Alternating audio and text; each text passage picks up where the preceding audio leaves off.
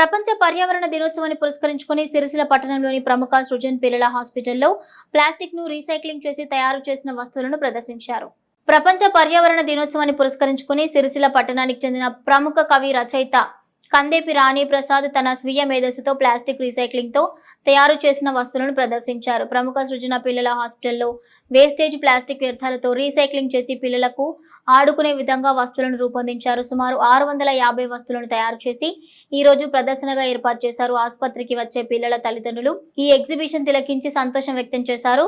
వాడి పడేసిన వస్తువులతో ఇలా చిన్నారులకు బొమ్మలు తయారు చేసే విధానం అందరినీ ఆకట్టుకుంది. ఈ సందర్భంగా కవి రచయిత కందేపి రాణి ప్రసాద్ మాట్లాడుతూ ప్రపంచ పర్యావరణ దినోత్సవాన్ని పురస్కరించుకుని ప్లాస్టిక్ వ్యర్థాలతో రీసైక్లింగ్ చేసి వస్తువులు తయారు చేసుకోవచ్చని, పిల్లలు వాటితో ఆడుకోవచ్చని ఒక ఆలోచనతో చేయడం జరిగిందన్నారు. ఆసుపత్రులు వివిధ రూపాల్లో వచ్చే ప్లాస్టిక్ ను రీసైక్లింగ్ చేసి సుమారు 650 వస్తువులను తయారు చేయడం జరిగిందని అన్నారు. పర్యావరణాన్ని రక్షించకపోతే భవిష్యత్తు తరాలకు మనుగడ ఉండదని అన్నారు. పర్యావరణాన్ని రక్షించాల్సిన బాధ్యత ప్రతి ఒక్కరిపై ఉండదని గుర్తు చేశారు.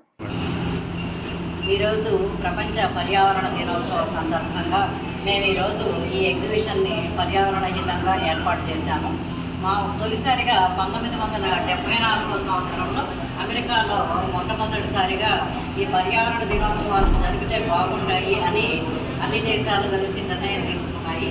అప్పుడు 143 దేశాలు పాల్గొన్నాయి.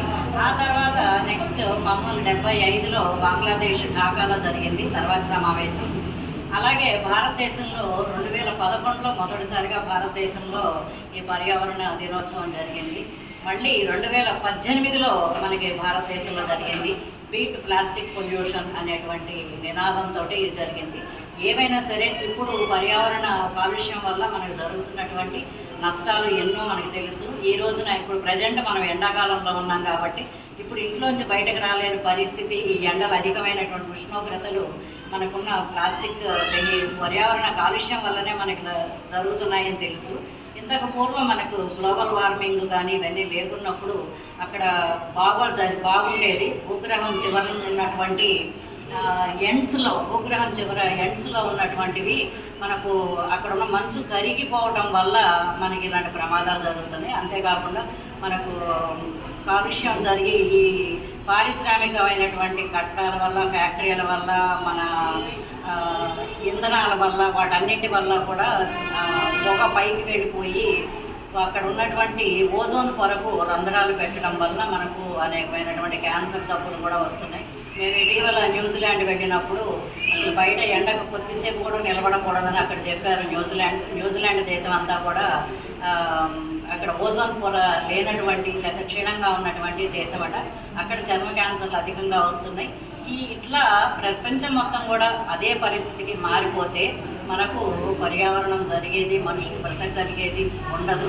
కాబట్టి మనకి చేతనైనంతలో పర్యావరణాన్ని కాపాడుకోవాలనే ఉద్దేశ్యంతో మేము మా హాస్పిటల్ తరపు నుంచి ఇక్కడ ఉండేటువంటి ప్లాస్టిక్ అన్నింటినీ కూడా రీసైక్లింగ్ చేశాను.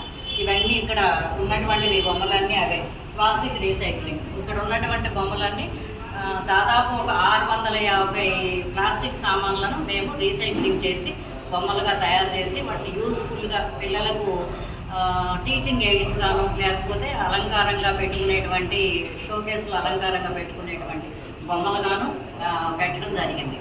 దీనికి సంబంధించిన ఎగ్జిబిషన్ ఈరోజు పర్యావరణ దినోత్సవం సందర్భంగా జరుగుతుంది.